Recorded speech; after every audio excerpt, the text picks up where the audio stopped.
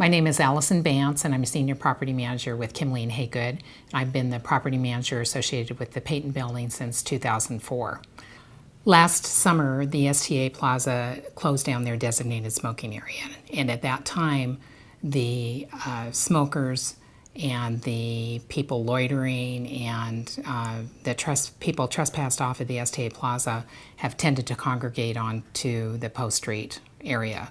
That has caused a significant amount of problems for the retail tenants on Post Street, the office tenants in the Peyton building, the shops, and all the businesses up and down the Post Street corridor.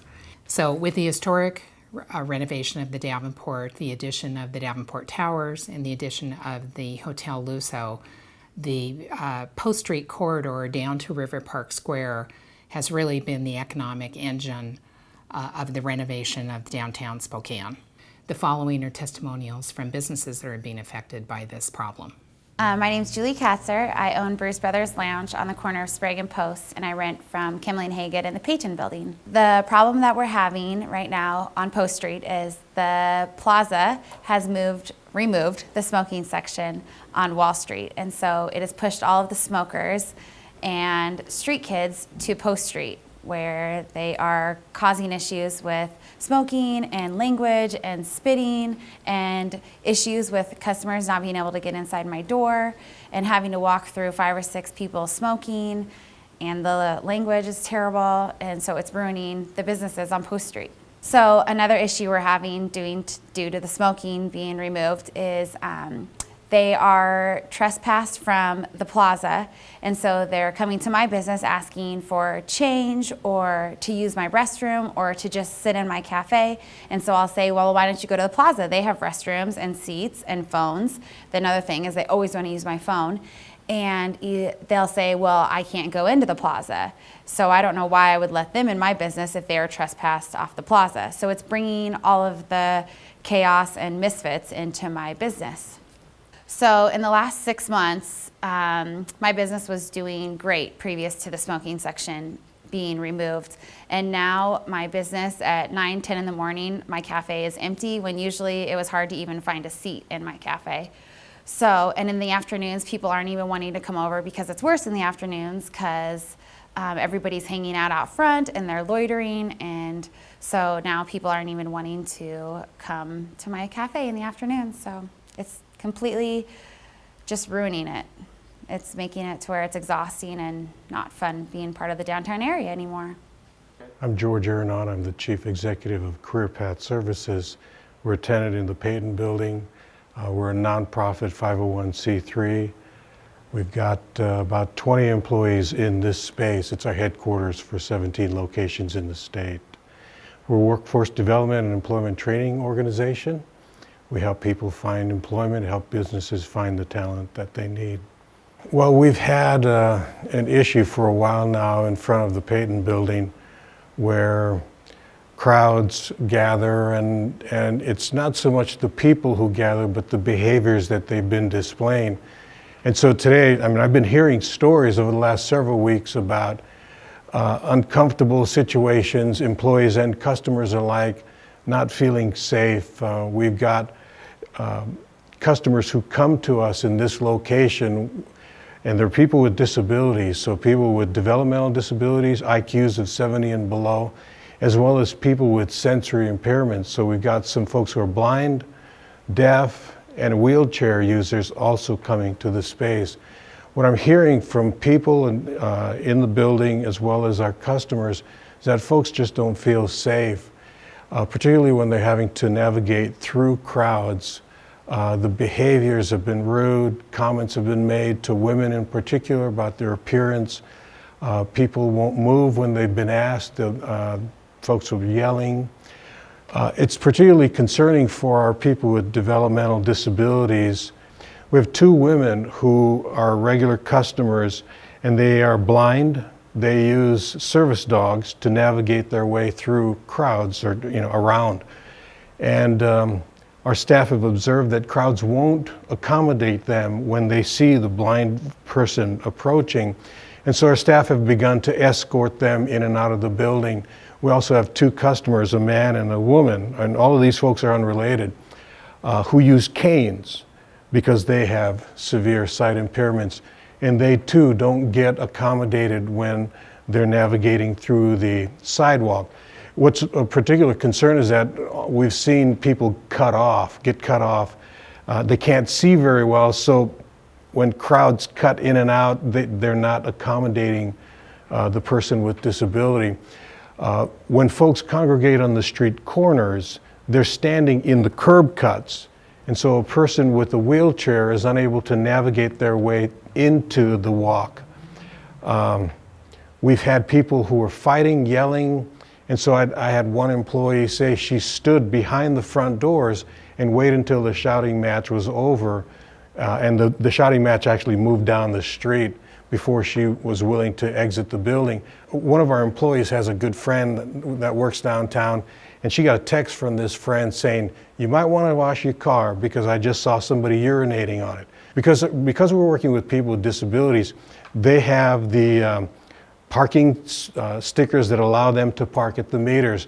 They come and pick up or drop off clients. And so we have staff regularly parking in front of the building. When they attempt to park, people are standing in these empty parking spots, smoking, talking, and they refuse to move. I had one employee tell me today that she was yelled at last week because she was attempting to move into this empty parking spot, and the woman yelled, "I don't have anywhere to smoke." We've had other employees try to park their cars, and people sitting on the curbs with their legs sticking out refuse to move.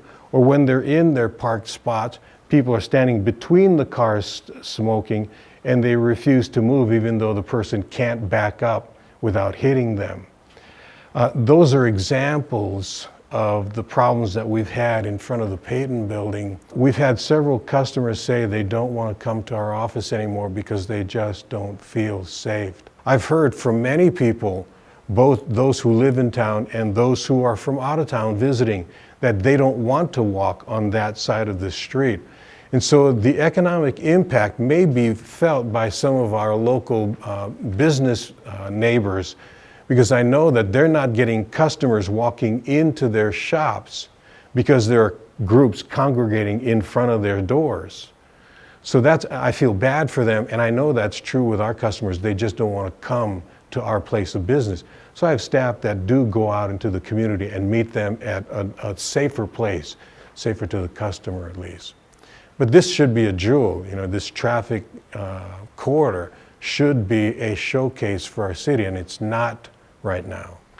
My name is Chris Powell. I'm the Director of Security for the Davenport Hotel Collection, which encompasses the Davenport Historic Hotel, the Davenport Tower, and also Hotel Luso and the Post Street Ale House. Well, we've noticed a dramatic increase in the foot traffic on Post Street between Riverside and Sprague in the past month or so. And with that amount of people that we know with the group is causing blocking of sidewalks, the behavior that they've, with profanity, very confrontational behavior toward pedestrians in the area. And we've had a number of complaints from our guests, just recent complaints that, in fact, this last weekend, a guest in a complaint that's log documented within our system said that much as she loves the Davenport Hotel, has stayed previously with the amount of, and she used the word transients downtown, she wasn't sure she'd come back and stay. And that's not just one. We're hearing from the Post Street Ale House, they've had a number of incidents from this group that hangs out, for lack of better words, on Post Street. They come up to the window and when our guests or customers are sitting eating, and they'll take their cameras out, they'll take a picture of the guest. They've pulled their shirts up, pushed their chests up against the glass of the window. And it's just that kind of behavior, but it's intimidating enough that we again have guests that don't want to walk from our hotels to River Park Square as an example. They've asked for direction how to circumvent the Post Street, and or on occasion they'll just ask for the town car service to take them to down to the River Park Square. Nobody denies the fact that everybody certainly has a right to be on the public sidewalk. And what we're after is the people's whose behavior is counterproductive to everybody, to businesses. And again, it's a lot of that confrontational attitude towards people passing by and the profanity they use, littering, just a lot of bad behavior, and some of it is obviously very illegal. We feel that a lot of what has happened is when the STA Plaza closed their smoking area that was on the east side of the building on Wall Street, this group a large group of people that again are intent on doing nothing else but causing grief for the most part for people that are down here to have a good time, to enjoy the restaurants, the hotels, the events that we have going in our hotels this weekend, as an example, we're sold out. We're at 100% occupancy. People from all around the country are here for several different events that are happening in town, and these people have a very detrimental effect on the guests and their experience when they go downtown. Well, my name is Diana Davenport. I'm an employee of Standard Insurance Company, and we've rented space in the Peyton building for, gosh, it's been going on 10 years maybe. We have a new service manager. We did some restructuring, and now we have I report to a service manager in Portland. And so he had never been to Spokane. It was his first visit here, and he came to see the office and get a lay of the land, and he was appalled because our lease is up. And he knows that, and I don't know if it's been negotiated yet or not, but I know he's keeping that in his back pocket, that, you know, if this doesn't improve, we'll need to find space elsewhere. What we've discovered in doing research with other cities, that it is common in other cities that when an entity like the STA goes into a certain area, there is a working arrangement put in place between the cities and the entity, such as the STA, and adjacent property owners in terms of what are the rights and responsibilities of all the parties concerned.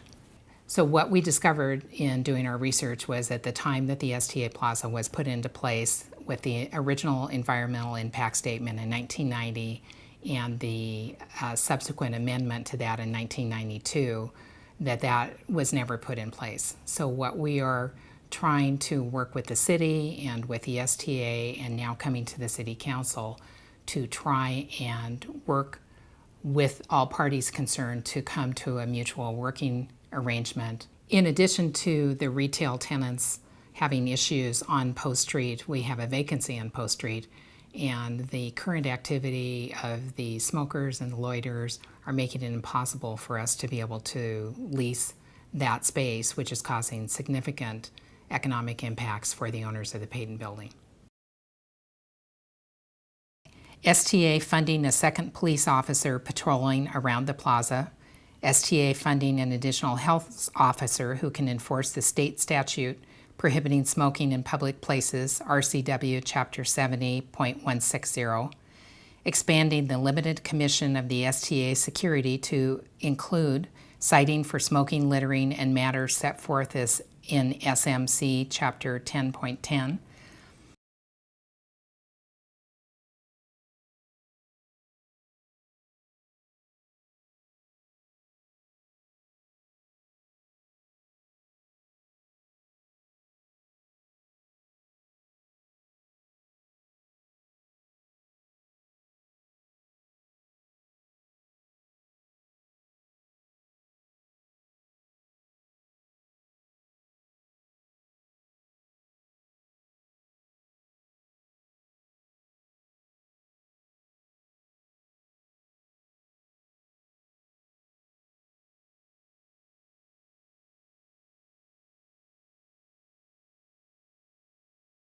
I'd like to thank you for taking the time to listen to this presentation. This issue is affecting a lot of the people in the hub of our downtown area, and we look forward to a continued discussion on the matter.